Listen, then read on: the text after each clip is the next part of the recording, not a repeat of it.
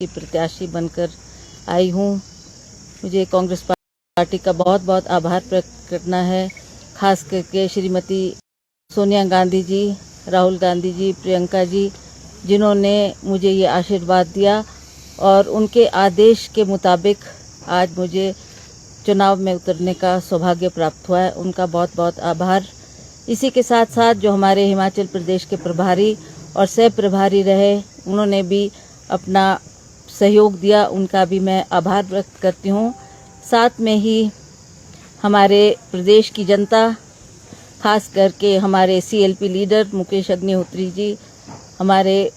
Party के अध्यक्ष कुलदीप राठौर जी, इन्होंने भी मेरा यहाँ से नाम रेकमेंड किया, उनका भी मैं आभार व्यक्त करती हूँ। और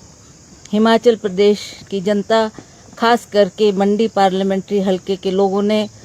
जो आश्वासन मुझे दिलाया, जो उन्होंने मुझे प्रेरित किया कि आप इस दुख की घड़ी में, जबकि आप सभी जानते हैं कि हर चुनाव में राजा वीरभद्र सिंह जी का नाम हमारे साथ सदा रहा, आज उनके नाम के साथ मैं इस चुनाव के मैदान में उतर रही हूँ। हालांकि आप जानते हैं कि उनके ना रहने से भी एक बहुत बड़ी क्षति हमें हुई है, बहुत बड़ा आघात मुझे पहुंचा है, परंतु राम नहीं तो राम का नाम भी बहुत है। अभी हाल में ही मेरे छोटे भाई का भी निधन हुआ है, उसका भी मुझे बहुत आघात पहुंचा। मैं दुविधा में थी कि क्या मैं चुनाव के मैदान में उतरूं या नहीं, परंतु मंडी के जितने भी पार्लियामेंट के हलके के लोगों से मेरा संवाद हुआ, उनसे बातचीत हुई, सभी ने मुझे प्रेरित किया और चुनाव में उतरने के लिए ये कहा कि राज साहब की कमी को आप पूरा कर सकती हैं। तो उनके आग्रह पर, उनके विश्वास पर मैंने ये निर्णय लिया और कांग्रेस पार्टी का प्रत्याशी बनकर आज मैं लोगों के सामने जा रही हूँ। आप जानते हैं 8 तारीख को मैं अपना नामांकन पत्र मंडी में भरूंगी और कांग्रेस पार्टी, जिन्होंने सदैव हिमाचल के हितों की रक्षा की है और हिमाचल को आगे बढ़ाने में सदा उनका बहुत बड़ा योगदान रहा, उस पार्टी ने सदा विपक्ष की सरकारों से लड़ाई लड़ते हुए आगे बढ़कर हिमाचल प्रदेश का विकास किया और आज भी हम उस मुद्दे को लेकर जनता के दरबार में जाएंगे। आप जानते हैं कि हिमाचल प्रदेश में राजा वीरभद्र सिंह जी द्वारा अथाह काम हुए हैं। पूरे हिमाचल प्रदेश में आज आप भी देखते हैं कि कितना विकास कोने कोने में उन्होंने किया, हर क्षेत्र में उन्होंने जो काम किया है, उसी को लेकर आज मैं जनता के दरबार में जाऊंगी और उन्हीं के नाम पर, उन्हीं के किए हुए कामों पर हमने लोगों के बीच खड़े होकर कांग्रेस पार्टी के लिए वोट मांगना है। जहाँ तक विपक्ष की बात है, चाहे वो हमारे आदरणीय प्रधानमंत्री नरेंद्र मोदी जी, जिन्होंने 2 चुनाव ये आश्वासन देते हुए लड़े और वो इसी तरह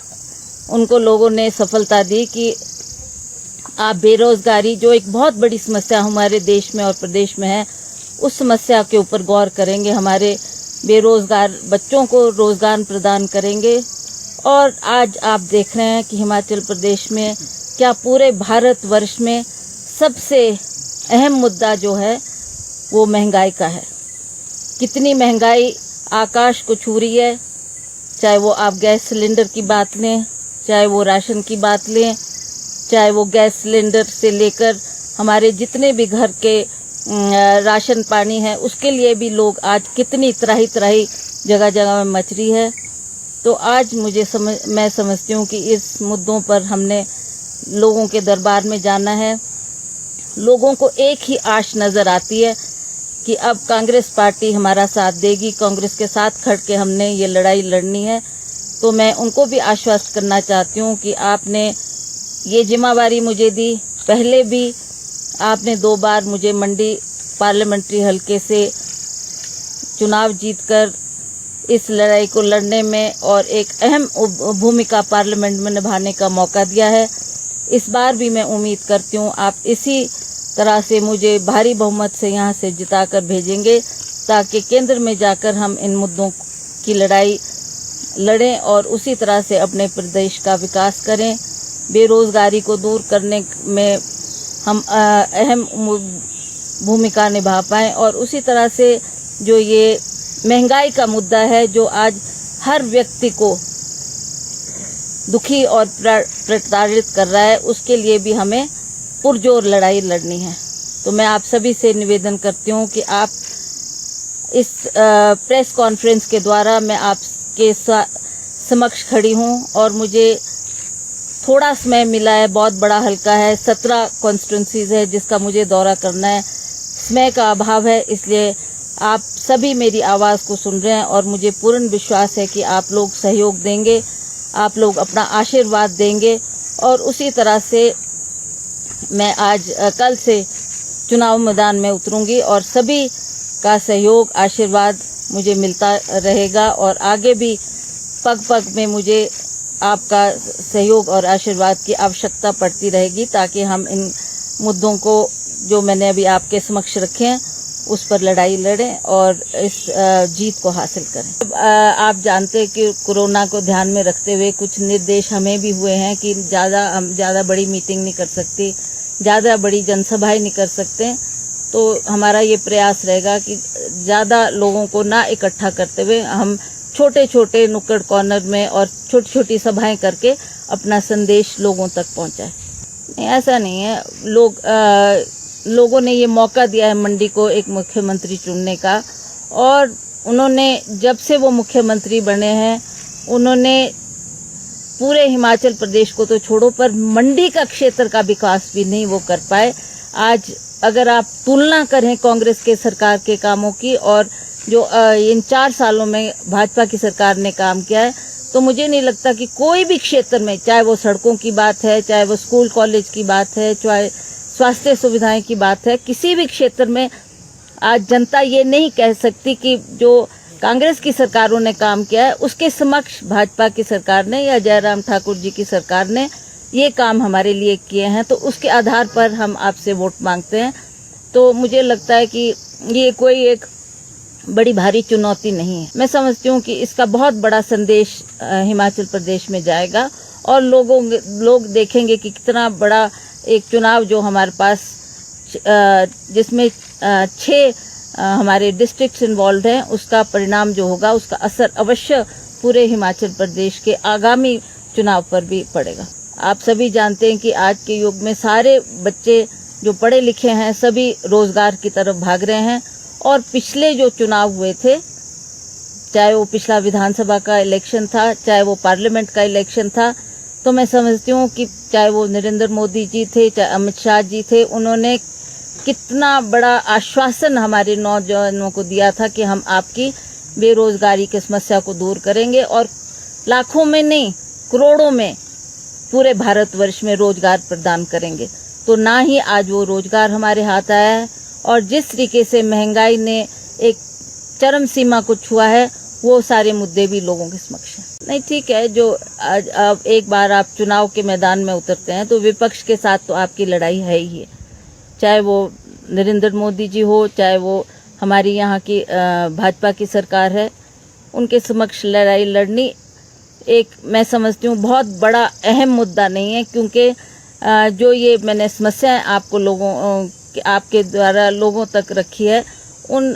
समस्याओं से लोग भी अवगत है, लोग भी दुखी है, लोग भी एक चेंज चाहते हैं, एक परिवर्तन चाहते हैं, ताकि केंद्र में भी परिवर्तन आए और उसी तरह से प्रदेश की सरकार को भी वो चाहते हैं कि दोबारा हम कांग्रेस की सरकार को लाना चाहते हैं, ताकि वो हमारे जैसा उन्होंने विकास किया है वो आगे भी विकास के काम हो और जो इन समस्याओं उनको भी दूर करने का भरसक प्रयास करें। पंडित सुखराम जी, जिनकी शुरुआत ही कांग्रेस पार्टी से हुई है, बहुत अहम कुर्सियों पर वो तैनात रहे, सेंटर में मिनिस्टर रहे, यहाँ पर उन्होंने बहुत अहम भूमिका निभाई है और कांग्रेस पार्टी से ही अपनी शुरुआत की है। बाद में क्या हालात बने, क्या परिस्थिति बनी, वो सब जनता जानती है। तो आज भी मैं समझती हूँ कि इस परिस्थिति में भी वो अवश्य हमारी पार्टी का साथ देंगे और साथ लेकर रहकर ही हमने इस चुनाव को की लड़ाई को लड़ना है और अवश्य जो मंडी सदर के लोग हैं वो भी इस बात में